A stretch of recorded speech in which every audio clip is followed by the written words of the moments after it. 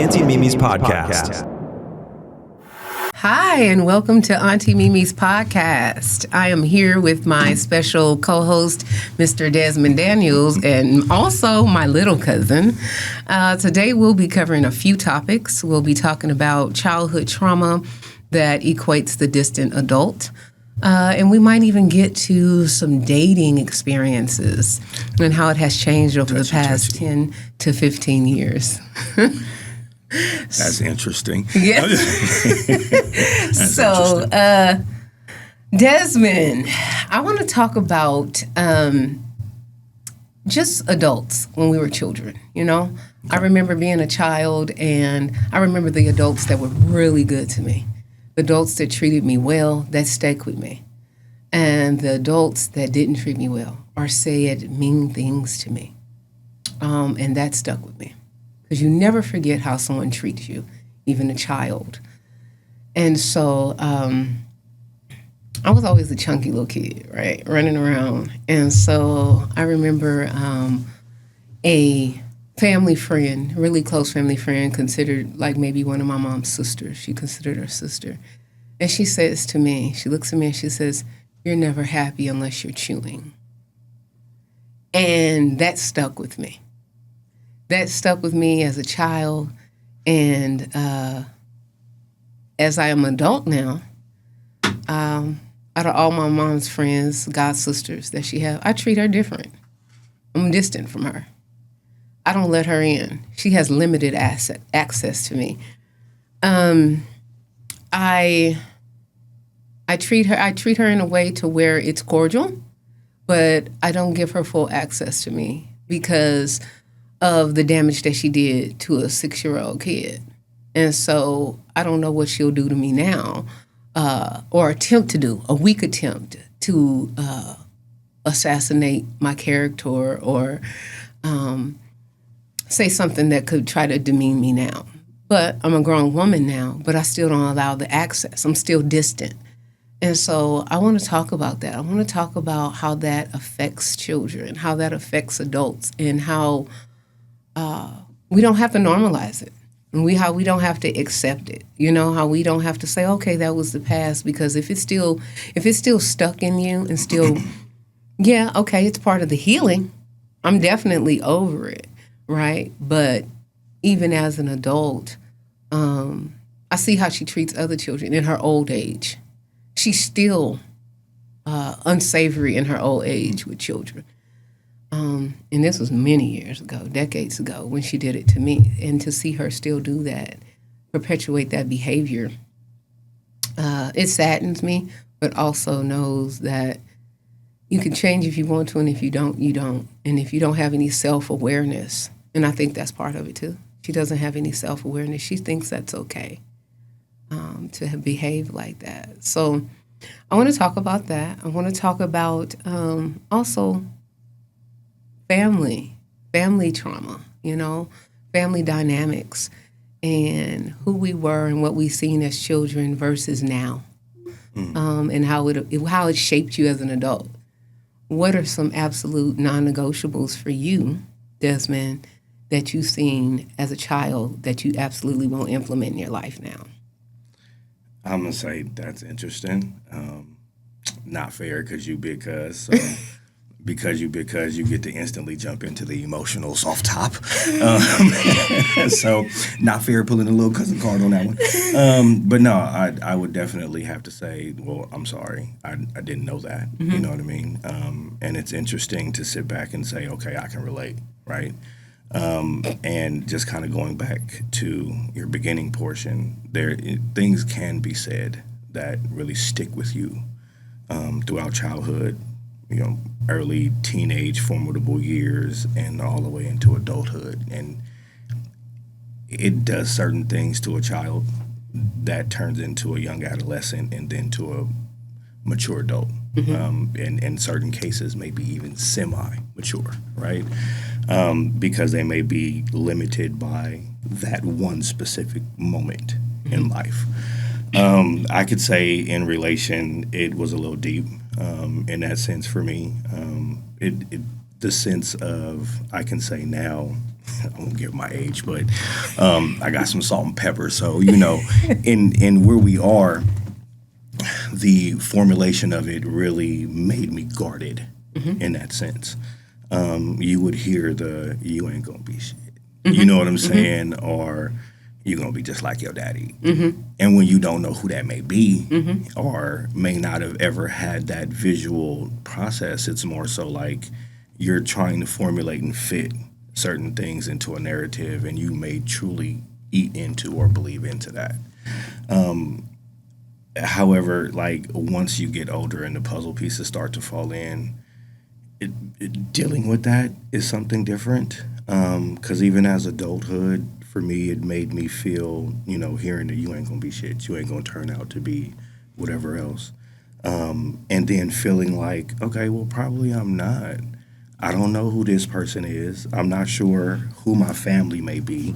You know, I got questions about a lot of different things that may come up. And it just makes you guarded to just like not accept, not hear, and believe like you were held back from where you probably could have touched in that sense. And when I say touched, it's more so like the capacity of how you may be now older. Because now older with my kids, it's more so like I want to empower you to be the best that you can. You know what I mean? Not that you ain't going to be shit. I don't care what I turned out to be. I want this for you. You know what I mean? And not only that for you, you got to want it for yourself in that kind of sense. So just kind of giving that back per se. So it definitely touches and formulates into that emotional portion. And yes, it does make you feel guarded to where now, I'll say in my adult age, hearing those things from people who were supposed to be influential. And I say that because, you know, I came into the family different. I guess we're going to bear. Transparent as you don't know what. And, you know, I'm old enough to own my own filter, right? So I bounced around foster homes, group homes, until I actually found out who my parents were. I knew who my mom was, you know. I mean, that was more so thrown in my face by the type of person that she was. And no lie, being a mama's boy, it didn't matter. You couldn't paint her in any kind of format. That was my mama. She birthed me. You know what I mean? Regardless to the decisions she made, I was here. Put it saying it like that. But, you know, I didn't know my dad, you know, on the side of the family where we're related from. I ended up finding him in a phone book, you know, because great-grandma was like, hey, this your daddy. Well, who? You know what I mean? They tell me I ain't shit. Like, you know, whatever it is supposed to be. Well, I don't know, my bad for language. Let me just clean that up. But, you know, I ain't supposed to be what that is, right? And it's like, okay, well, how am I supposed to know what that is? And I don't even know who that is. Right. You know what I mean? At this point, I'm searching as a child, you know what I mean, for who I'm supposed to relate to and or be. But then you come into certain portions of family, and when you feel like you may be in the limelight of ain't nothing or castaway, it makes you feel unwanted. So for me, the main thing that stuck out where I'll say like therapy, which is helpful, you know, and helpful for all. I feel like on a pause note, everybody should have a form of that because we have some type of PTSD in life, whether that be childhood portion, as we're talking about the trauma right here in that piece, that can stick with you. So talking to someone and finding out what that is, which mine was a sense of abandonment, right? Because I felt like those were who was supposed to be there and supposed to be influential to help me understand that I am something and not nothing. Yes. You know what I mean? Like, could have helped formulate that, but I didn't know who they were. And then you have the questions of like, well, did you know who I was?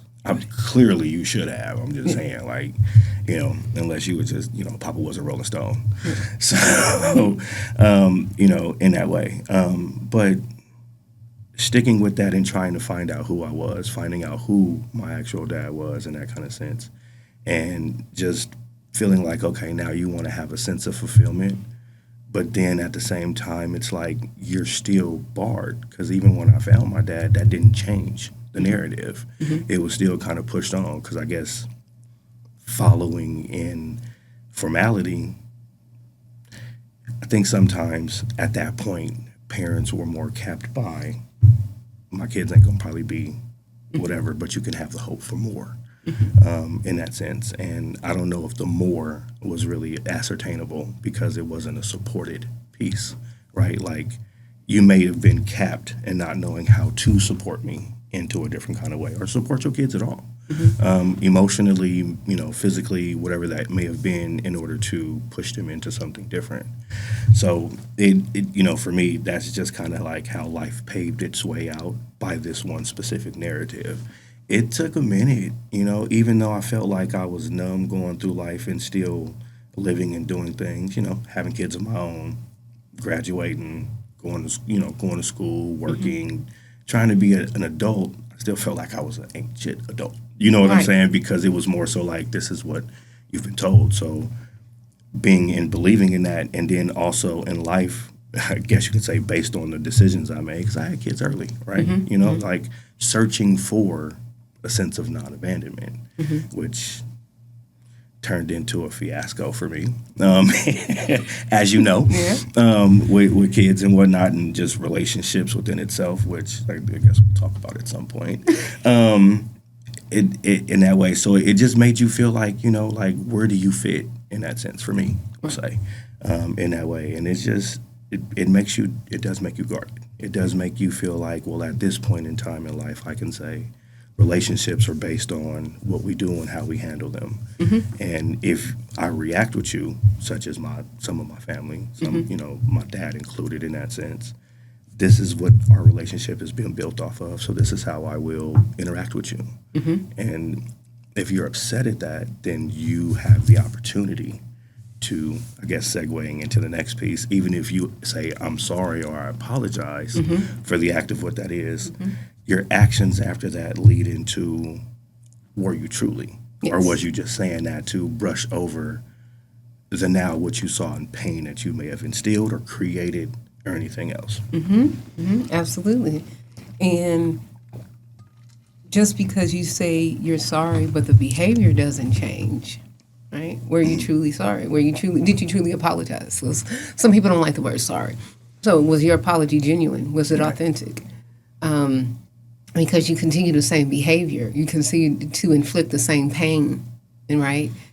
And then at some point we get to, as adults, when is my end? When do I get tired? So then you start, the distance become, right? Well, I feel like that distance is based upon the interactions already. You know what I mean? Like, I guess you can look at it in an analogy of, deposits and withdrawals. Can you say in the beginning, because you didn't, like you explained that you didn't know who your father was. Right. And then when you discovered who it was. Yeah. There was already resentment, right? Because I don't know. Right. I mean, I'm frustrated at the fact that I can't put a face to it.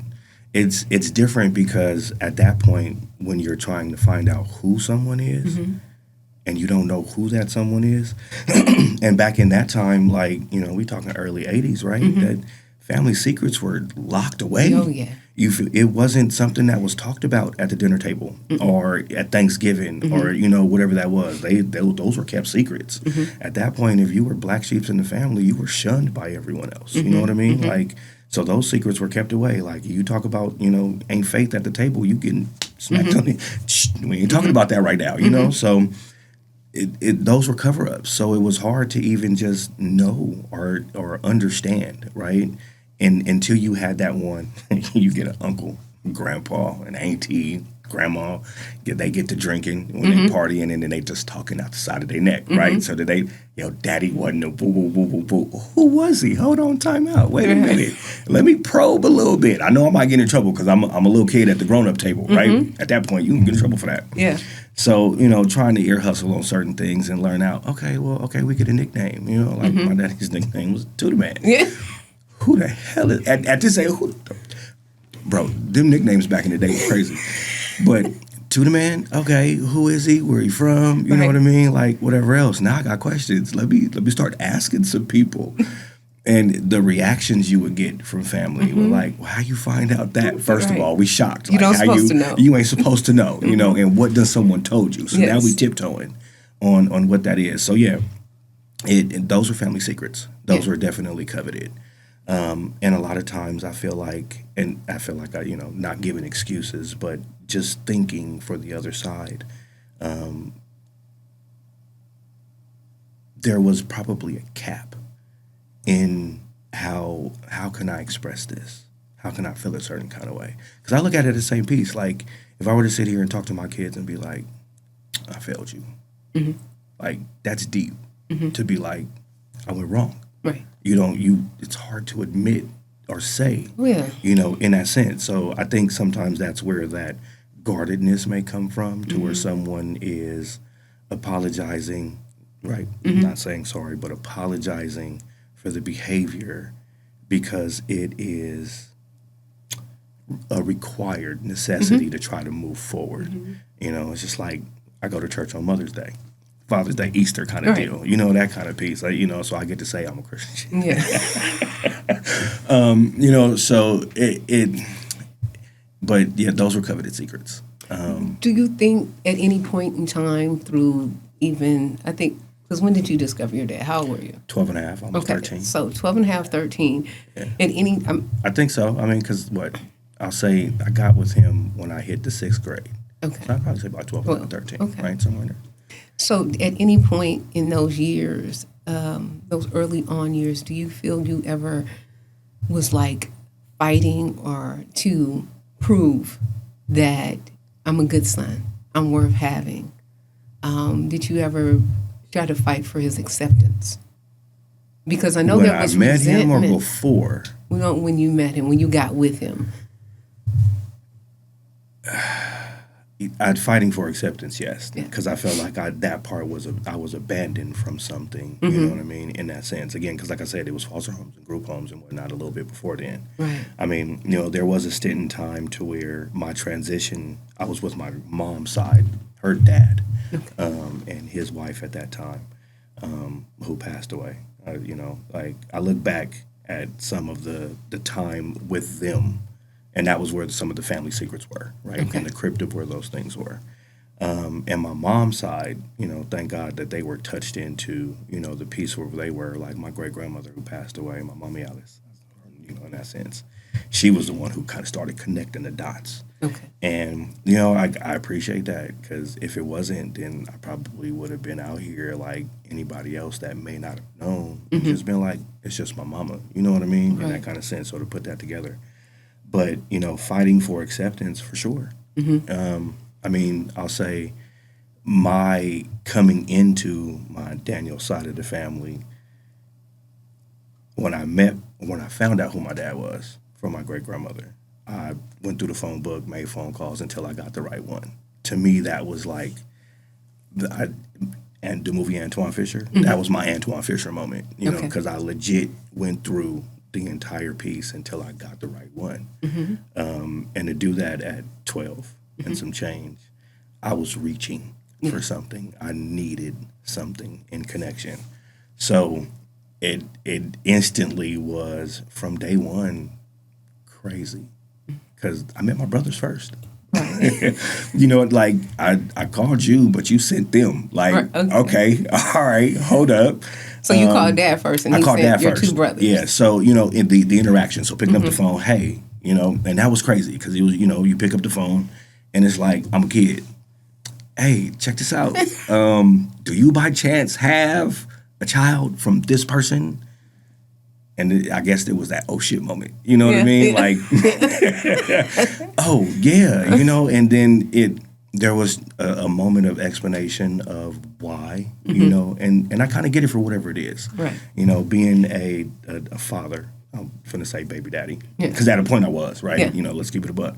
Being that, I can understand, kind of what may have happened, that he was kind of blocked out, and then based on some stories my mama told me, based on his behavior, I get it, you know what I mean, in that kind of sense. So I ain't really mad at that. But at the same time, there were questions like, well, bruh, hold on, it's 12 years, where was you? Yeah. You know what I mean? Like, you didn't have a moment to be like, let me come holler at you. Let me come find out what's up. Yeah. Within that sense. So picking up the phone to call you, like, that was deep. That was huge.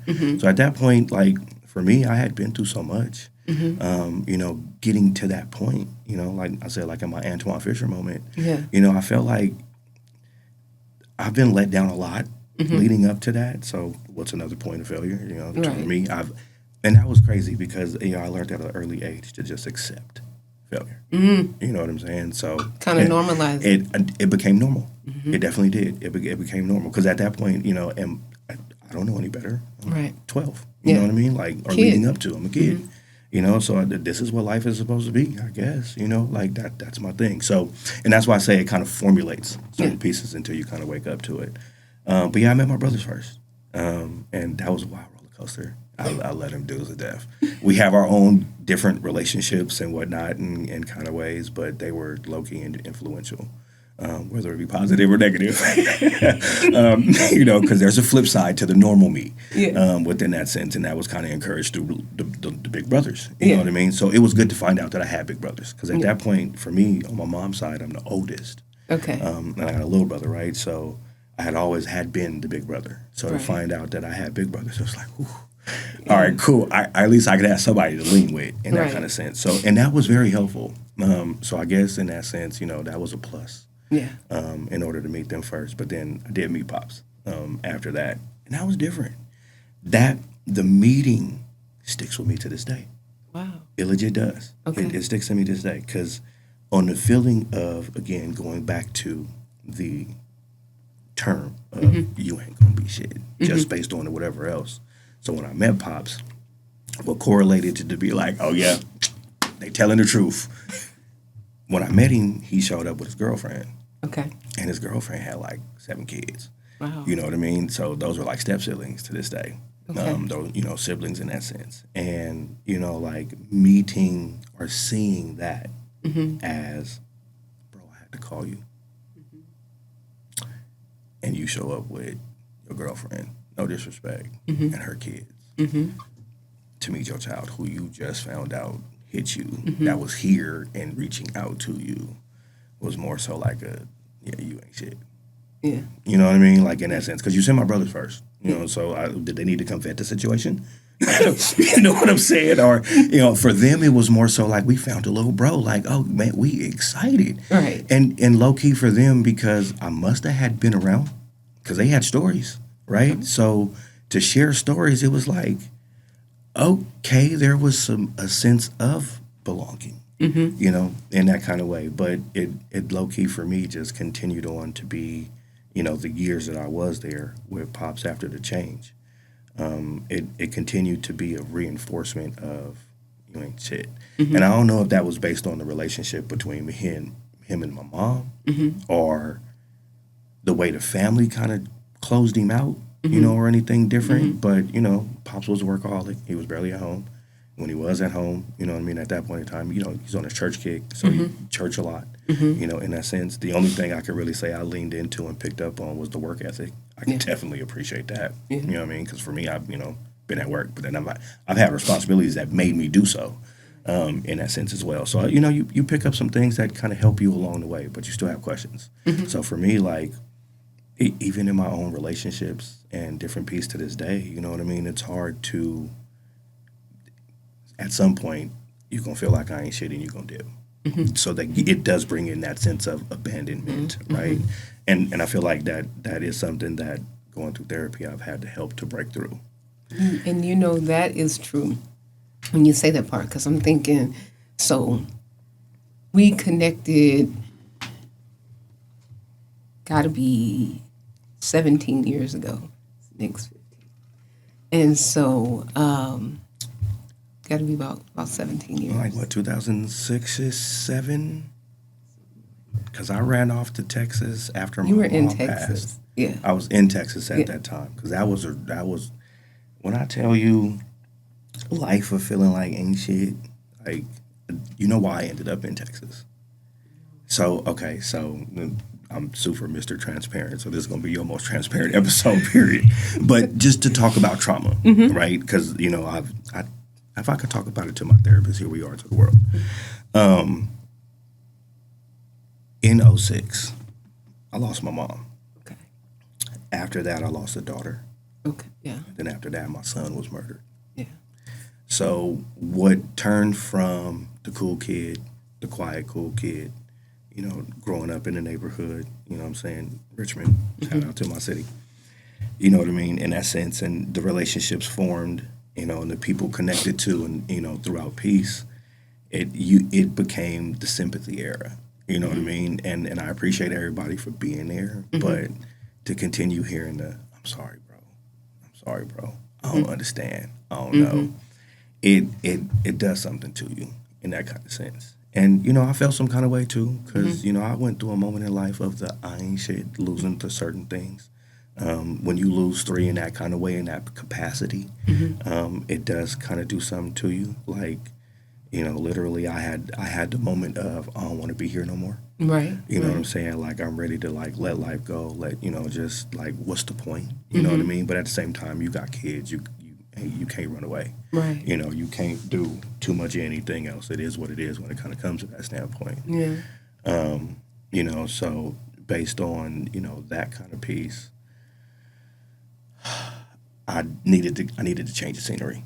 It was time for a move. And, I picked up and dipped and went to Texas. And now that to me was a blessing within itself, but it was another you ain't shit moment, because I went based upon an understanding of some help for me. And help for me turned into more of find a way to stand on your own. And that standing on your own was like, all right, what we thought was going to be agreed upon is not going to be the same story. And that's when I ended up, for like, I'll say the first time in life, having a moment of hitting rock bottom and starting over.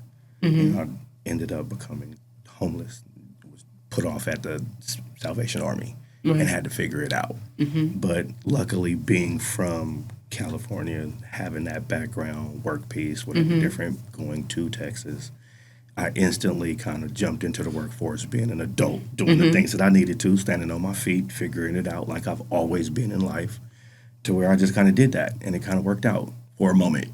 You know what I mean? In that piece. And then I ended up back in California all over again. But yeah, we ended up connecting out there. And because I feel like, that was Facebook?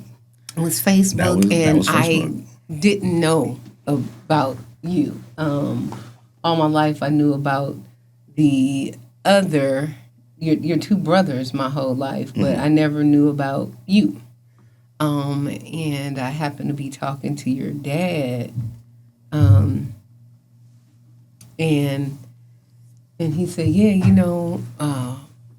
my son Desmond. I was like, who's Desmond? Like, who's that? And he was like, I was the family secret. I was like, who is that, right? And so he was like, yeah, I got another son. I was like, where is he at? And he was like, oh, he's in Texas. I was like, well, what's his name? And so at that point, it was still Landers. And so I started searching for you. And so I remember sending him a picture. I say, is this him? Because he looked like you. And he was like, that's him. And so before I sent you a message. I heard that a lot. Like, you look like your daddy. Oh, wait a minute. What you mean? And I ain't gonna lie. To this day, I still be like, nah, bruh. Yeah. I want to look like my mama bad. But I do share his features. Yes. Hard. Yes. Hard for sure. And so I was like, is this him? And he was like, that's him. And I said, all right, I'm about to message him. He said, you are? I said, yeah. He was like, what? And I was like, he needs to know, who is this side is, right? And so, but when we connected, it felt organic. It didn't feel like, to me, it didn't feel like some cousin I didn't know about. It felt like, I've been knowing you forever. Like, it wasn't odd, it wasn't awkward. It was just connection. But you had already kind of been in the family, but you just didn't know about my piece of the family this side. So, and it took off from there. But I do remember, to go back to what you said, I remember you telling me this. And, I've been through some relationships with you. And so you told me, you said, Mia, before they realize that I ain't shit, I get out of there, or I'll sabotage it. Mm-hmm. And I remember you saying that to me, and I was like, what? I was the king of self-sabotage. Yes. And, I had to understand, and legit, it still took a minute, no lie. Even up until my last relationship, what I mean? I low key, there's the fight or flight in that sense for someone who is afraid, scared, nervous, the feeling of, in that sense, and questioning to a degree. Like on paper, I'm straight. I pay bills, domesticated, you know what I mean? Whatever those certain things are. But, in emotional standpoint, there's some, I won't say shakiness, but questions, that makes you feel like, are you adequate and capable enough? Like for years before I kind of like had my wake up moment, and it was Auntie Temple's husband, Uncle Joe, who kind of slapped me across the face and woke me up. He said the most profound thing to me. I promise you that kind of changed my narrative, and I'll get to that in a sec. But, before then, because I felt like this ain't shit kind of piece, I felt like I dated down. I took what was not difficult or hard to challenge me to grow as a person or a man in that sense. And I dated for what I felt like I could be an asset to. And I felt like, too, that was the sense of searching for connection because of the abandonment.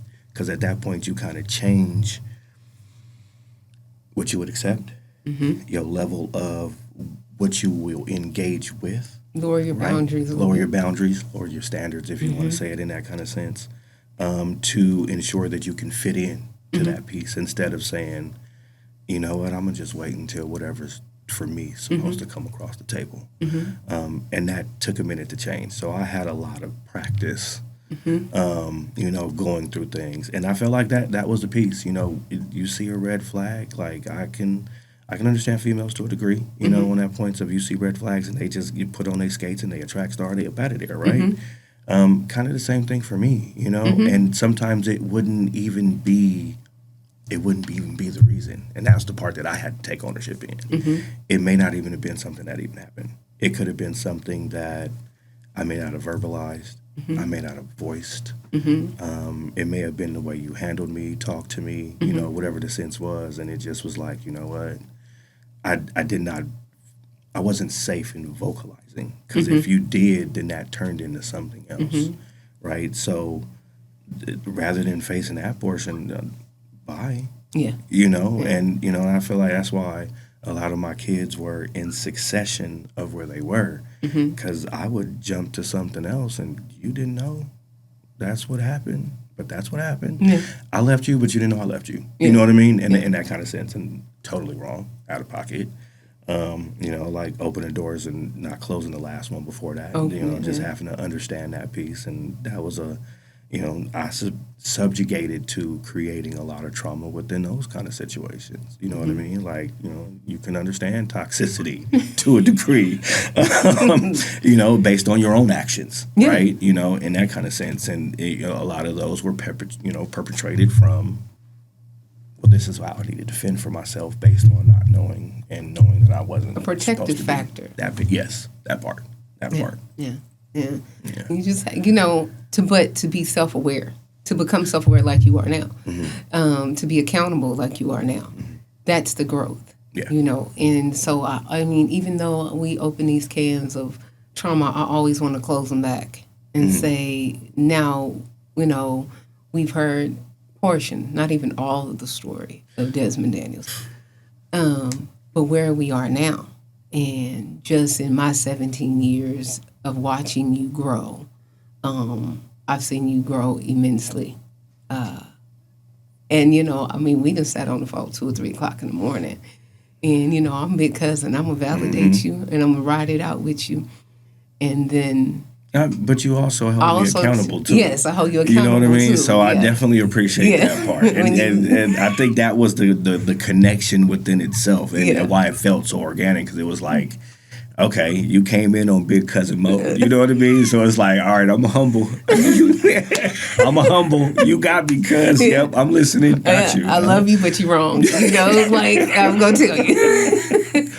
And so, but just watching you evolve into who you are now, you know what I mean? Even with your career, you know what I mean? And knowing through all of the chaos and the toxicity and the self-sabotage, you never stopped the focus of self-reliance. You never stopped And I want to give you your flowers with that, because you never stopped moving forward far as self-sufficiency. And of course, and we have to use the word depression, and we have to use the word anxiety, and we have to use the word just not feeling well, right? You still persevered and pressed through it all, and said, okay, this is where I'm going to be, and this is where I'm at. So when we reconnected in your current state, just to hear the level of independence, because literally we lived across the street from each other at one point. But we still had a little toxic piece to it. And when I was moving reckless. Yeah. and when I heard you say, you were so independent, on spot, all of that, I was like, it made my heart smile, because I know what the conditions of the last spot was, and the last car, all that. I know all of that. You know what I mean? I can tell my Desmond Daniels story too, right? And I just was so proud to hear that you have evolved and you have changed and you're moving forward. You got some self-awareness, and that's a big step. Yeah, I owe a lot of that to, my relationships. Yes. In that kind of sense. Women will grow you up. The right woman will grow you up. Very much so. Yeah. Very much so. And, you just got to be open to accepting, growing up in that sense. And, it became Uncle Joe's story. In the moment of the epiphany, the aha moment, and as you say, the self-reliance, right? Because I've always tried to functioning depressive in that sense. That's my low-key term in a sense of, I was depressed, very much so, but I functioned at a high level. Yes. So in that sense, it was more so like, I feel like it was because of, we'll keep it a buck, child support, having to feel like I needed to rely on someone in order to be able to stand on my own, and believing it. That was the first key, believing that you could. And then figuring out, okay, well, the hole you may have dug yourself into, or the things you may have neglected, that may not, do the normal things, like, child support. Yeah. that's that portion, and functioning within that piece, and trying to be like, you know what, you could do this. You don't need to rely on someone. You don't need to do whatever else. And it was Uncle Joe. And he, before he passed away, God rest his soul, lovely man. You know what I mean? Very low-key influential, if he did not know. You know what I mean? So I appreciate my aunt for having him in my life, we'll say.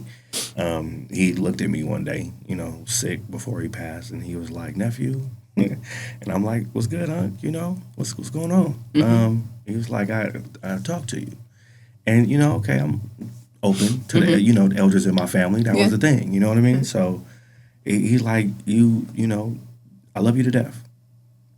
Okay, uncle, I love you too, bro. Like, he kind of drawing it out. So I don't know what he really about to say, but his next words were, I love you, but you're smart. You're very smart, very intelligent. You know what I mean? Like, and he was just like, you are fucking stupid. And I'm like, how you just build me up to smack me, bro? Like, what you mean? Like, but he had to explain it. He was like, you are very smart. Like, you got a good job. You went to school. You're doing these certain things. You trying to break family generational pieces and curses of whatever else it is, and you standing on business. You're doing whatever you need to be doing. But the way that I was handling my personal life, the way that I may have been dealing with finances and just other different things, I was reckless and dumb. Certain conversations where you'd be like, cuz, okay, look, you know what? It's enough. Like Negro. You wonder why? And it'd be like, what do you mean? Always the innocence, like, what you talk about? But no, accountability. Yes. Yeah, bro. Yes. It really woke my game up, because it was more so like, yeah, I am hella smart. You know what I mean? But like, I'm really out here moving dumb. and just stupid. You know, it's the piece of like when you hear people say you got book smarts but no street smarts. Yes. You know what I mean? Yeah. In that kind of sense, to where you can be naive and are sheltered and are in certain situations guarded and shut off because of protection to put your own self to normalize trauma, to normalize and accept those certain things to where that just feels normal to you. You know what I mean? In that kind of sense. So yeah, that was a profound moment that kind of woke my game up, and I'm glad it came at the later stages of life, because if it would have came at the still early, formidable, trying to figure things out, I probably still wouldn't have heard it. Right. Honestly, I don't think I really grew up until I hit like mid-30s. You know, before then, you know, like I was just really moving stupid. My 20s were they were roaring 20s. Right, I was doing some of the most craziest things in my 20s, just trying to move in life and, you know, do things young and being a rebel. You know, we'll say 30s, at that point you started paying for some of the things you did in your 20s, so you got to clean that up. So I took that part of life and cleaned it up.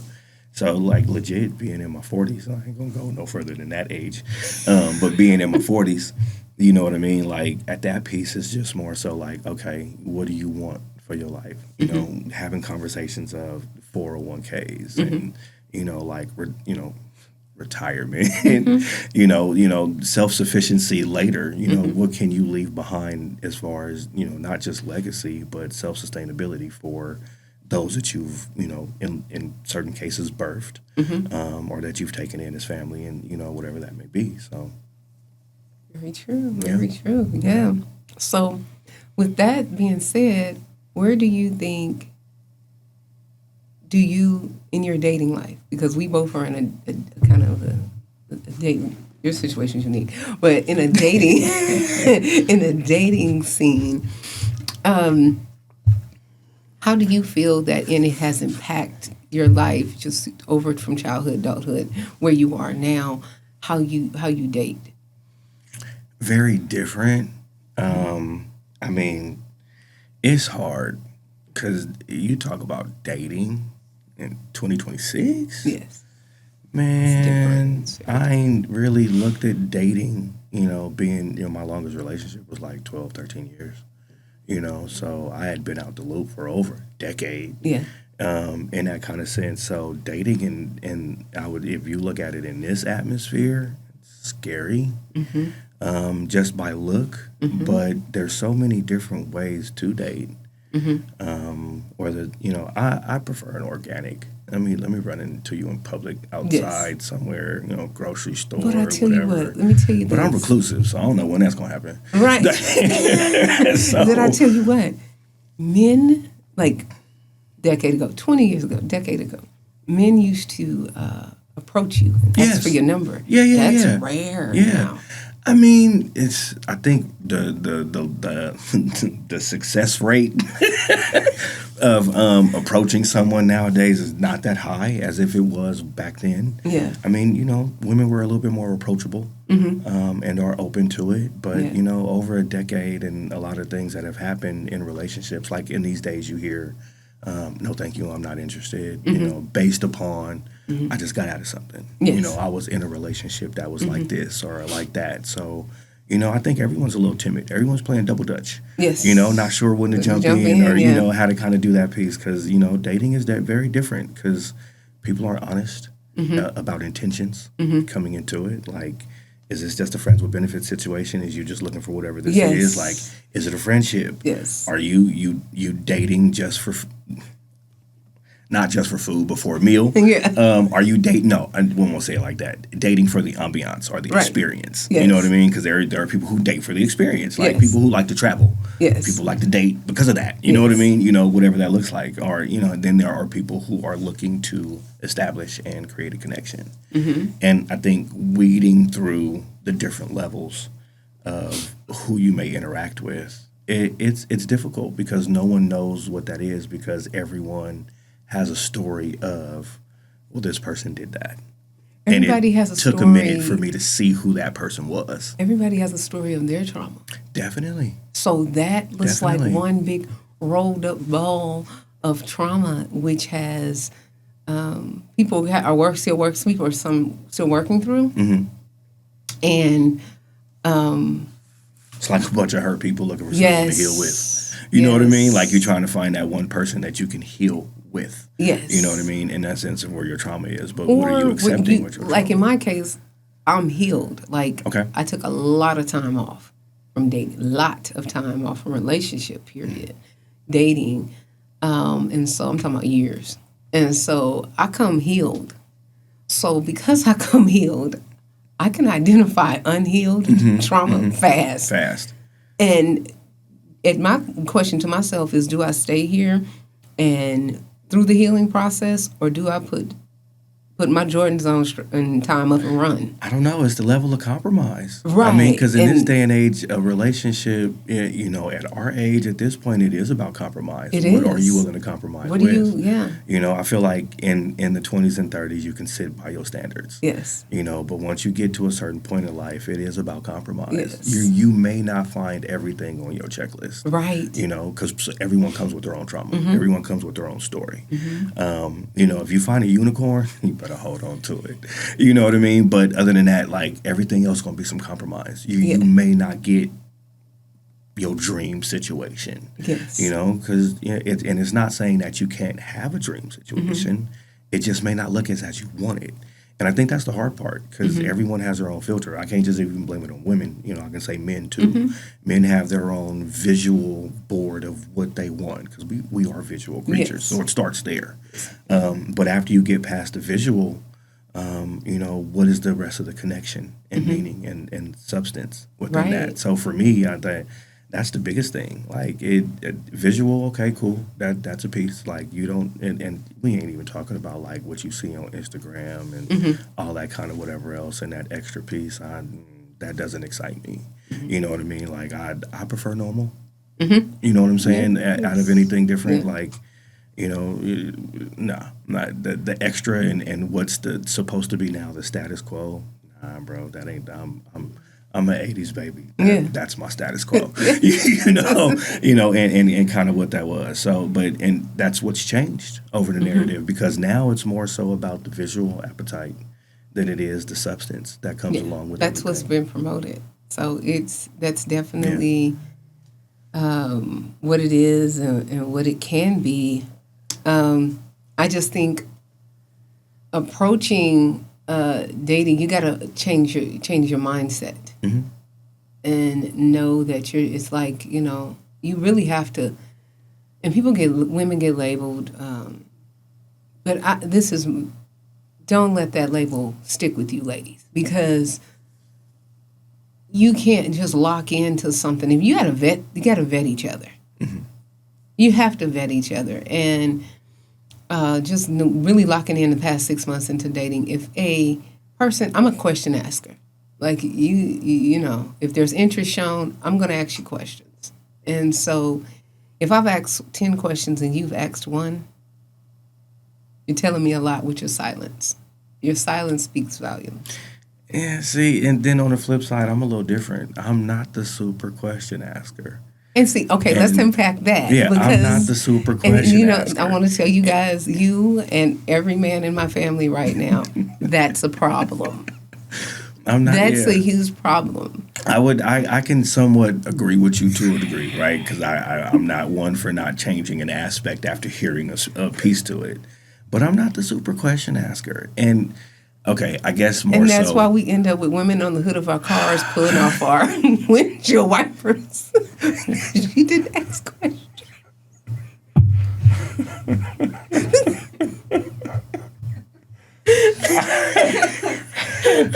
I mean,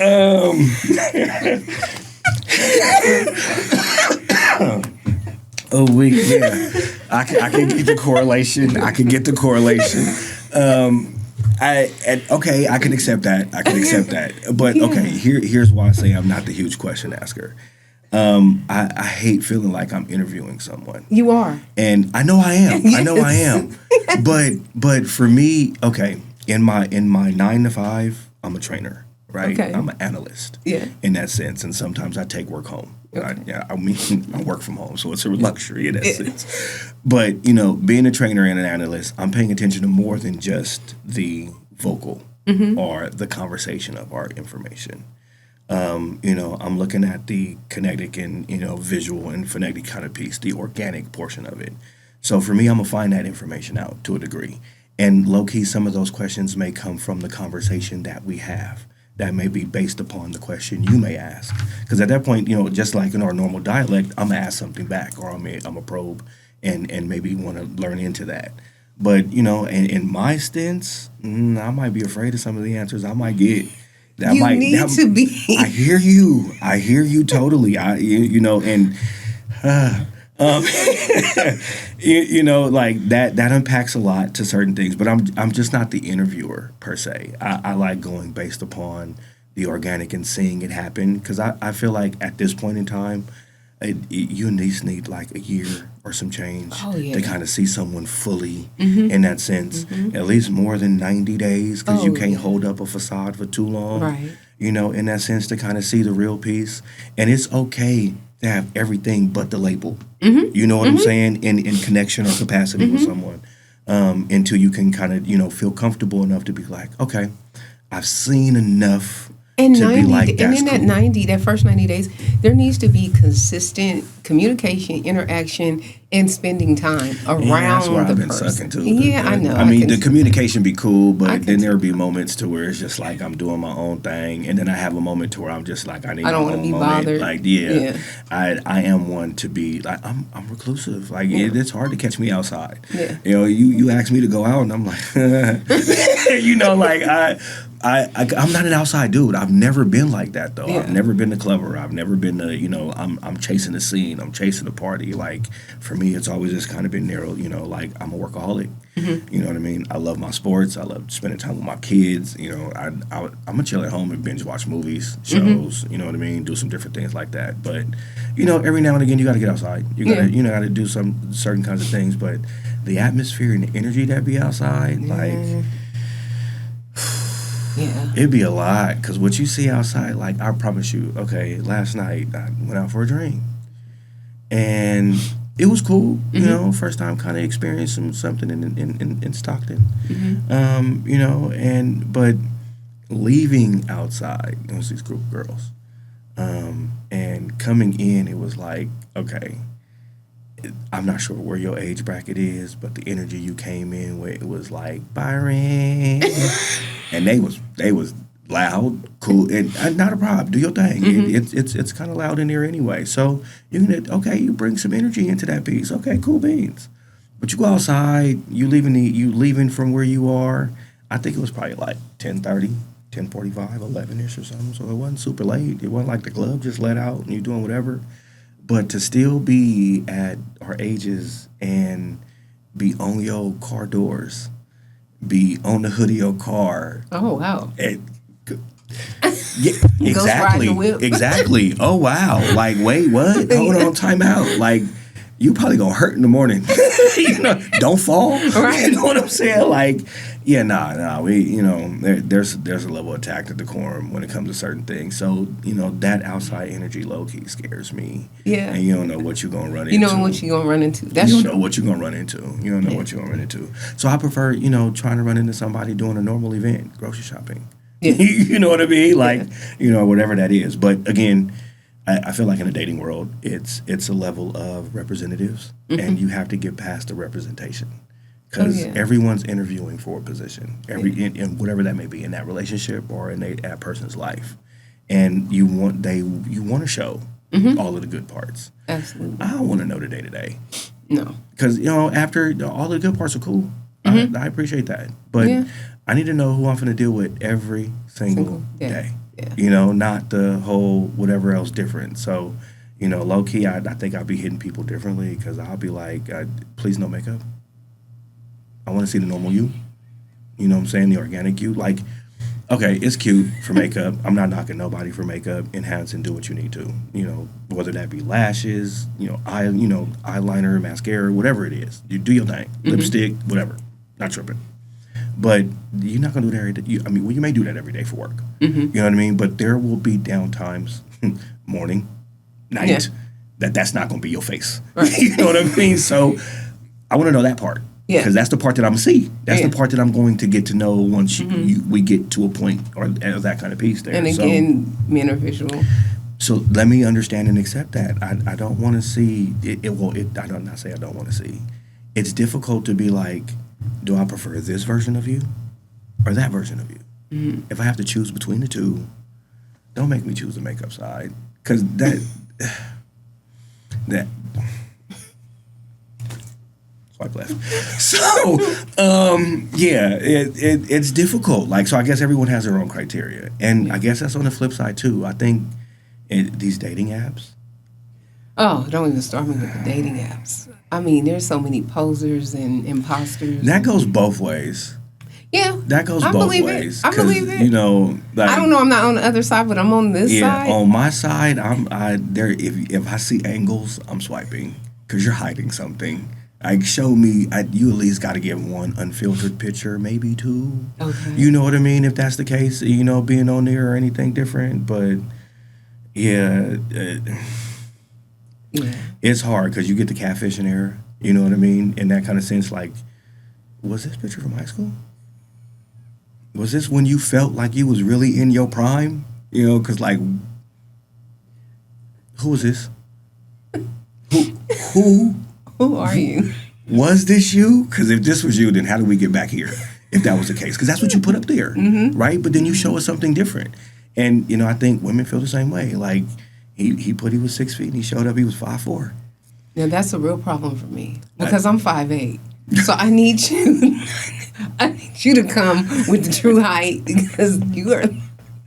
And you know, a lot of people, I feel like, swipe based upon, you know, the fact that they can say, I can engage just from here, and it may not go any further than that.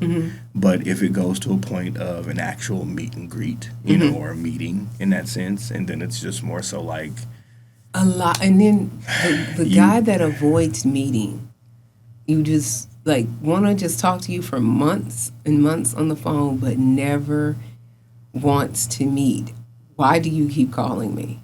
If you're out there, please answer that. Why do you keep calling me? I think it's the same way women do the same thing. Because women will be on there and they won't reply for months and Sundays or something. Or it'd be like, I'm not on here much.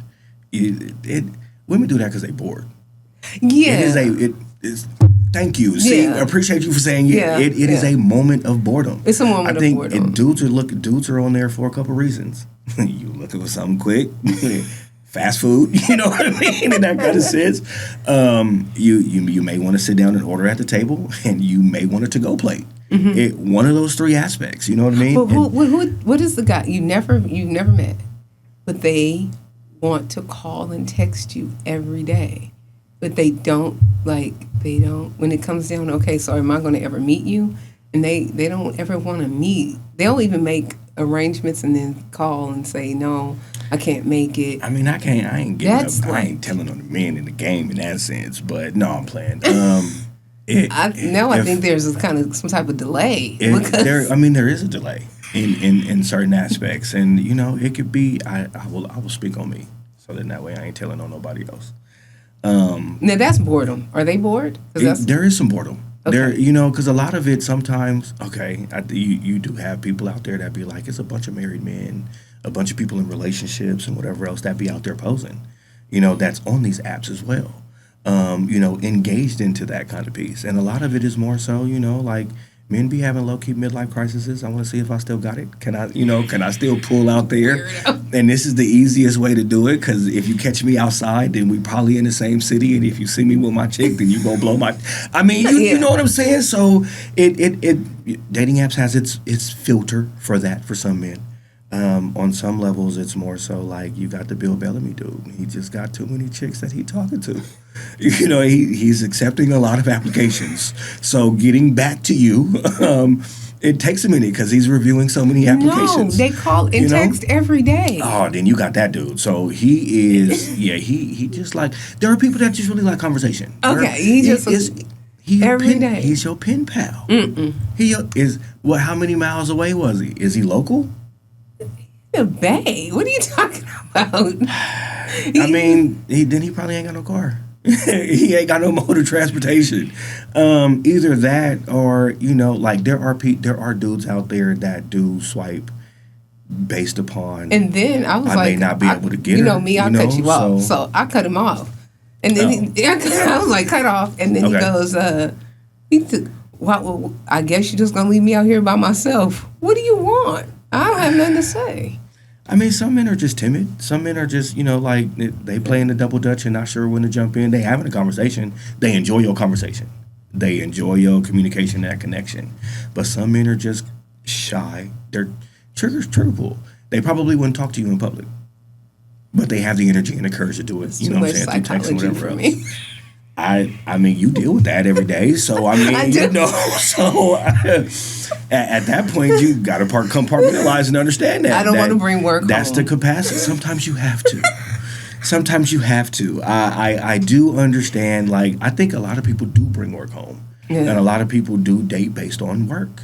You know what I mean? On that kind of sense. Like, you have to vet and look through and take the time to do so. And I think that brings me back, or brings me to a portion of, like, the fear on the woman's side. Because you hear the fear of, I've been hurt. Mm-hmm. This has happened. So I'm nervous or I'm scared or anything different. You know what I mean? Like, before my last relationship, say, like, I had, dating in that kind of sense, you hear someone and it's just like, I'm afraid to give you my all because of the disappointment, because of the fear of being let down, because of the fear of being hurt again. Mm-hmm. So I'm unwilling to show you who I can be, right? That's her response. However, the elicited emotion is, I need you to give me who you are. Show me in full transparency, be exactly this, show up for me daily, give me the consistency. Mm-hmm. These are the expectations of what some women are asking for. But you're not willing to meet that because of your fear. And it's like, okay, well, in certain dudes, if you see that, because the analyst and trainer that I'm looking at, I'm analyzing that. Mm-hmm. Wait, hold on, pause, wait a minute. You want me to be really this open and transparent and emotionally available, but you're reserved because of your fear? That's interesting. That's a big ask. That's a big ask. Yeah. And if I ask you to do the same, you can't reciprocate. But because you're afraid, because you're nervous. And I have to be the type of man that has to accept that as the status quo. And I feel like sometimes that's what, for me, that's what you run into.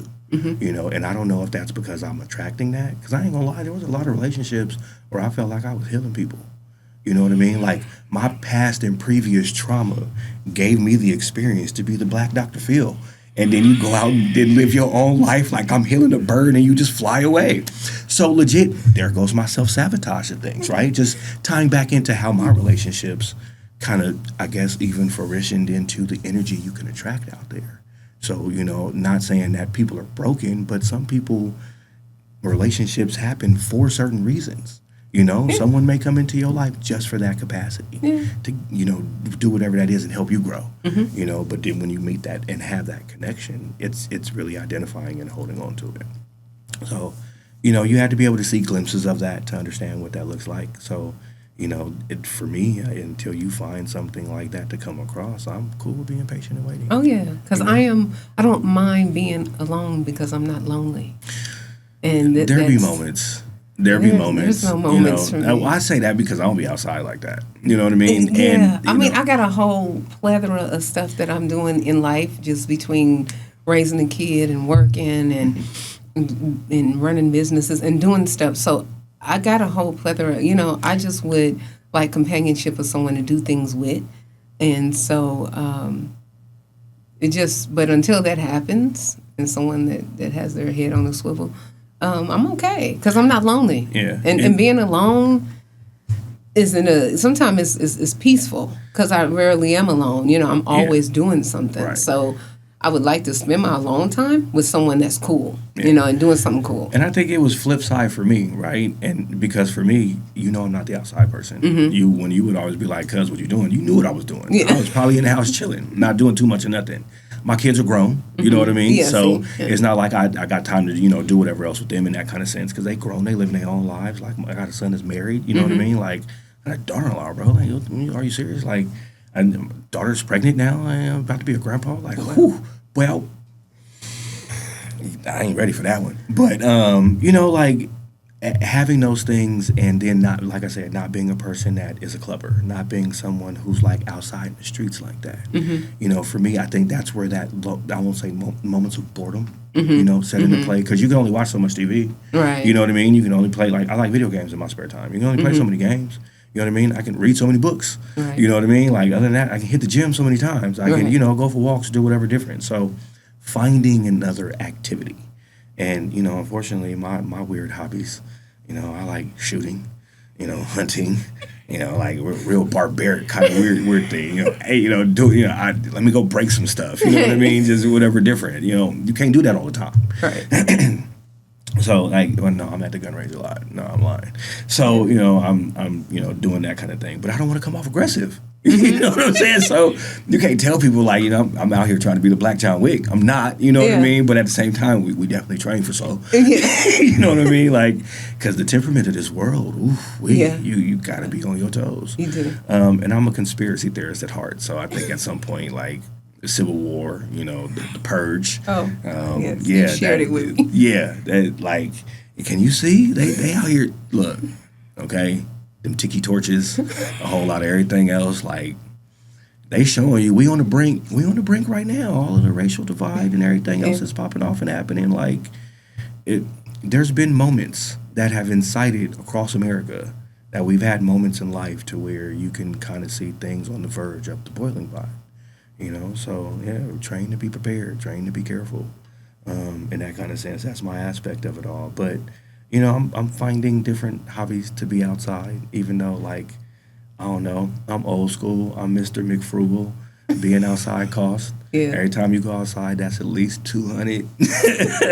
I got a truck, so that's gas. You know what I mean? You know, food, what we doing, all kinds of things. I like to cook, though. So, you know, I prefer making a meal than to eating a meal outside, if that's the case, because like the fear people have of dating and relationships be the fear I have at going to a restaurant.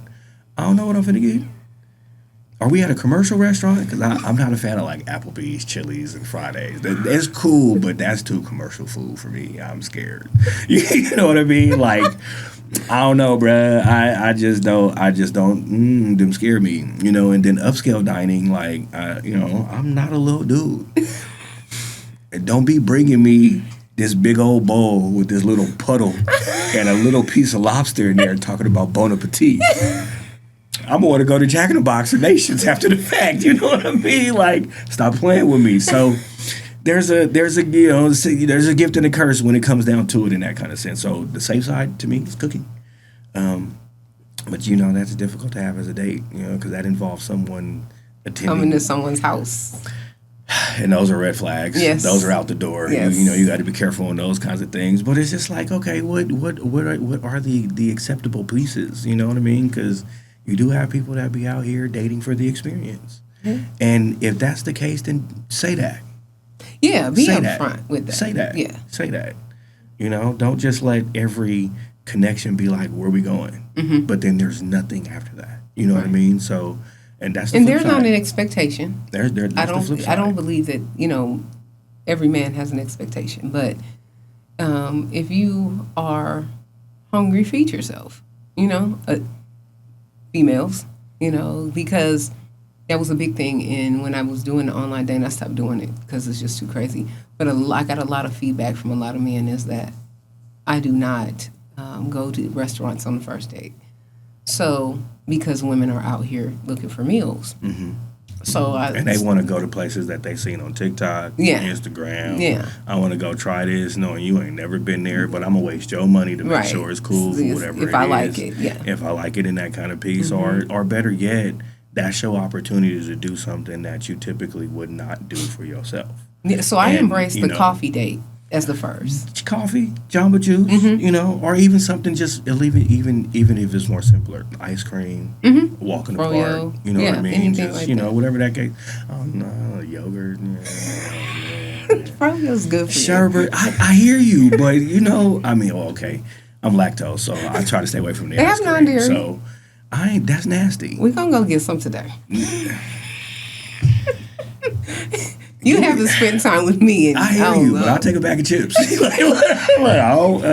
Ice cream is cool, I don't know. I had an ice cream the other day. I think I went to, what was it, Cream was the place. Man, I tried some Fat Boy stuff. They had the little ice cream scoop.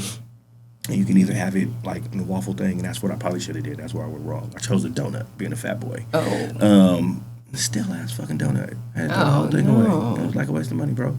Dutch Bros. Dutch Bros, yeah. See, Dutch Bros I like. Okay. Yeah, in that kind of sense. But, it depends. It depends.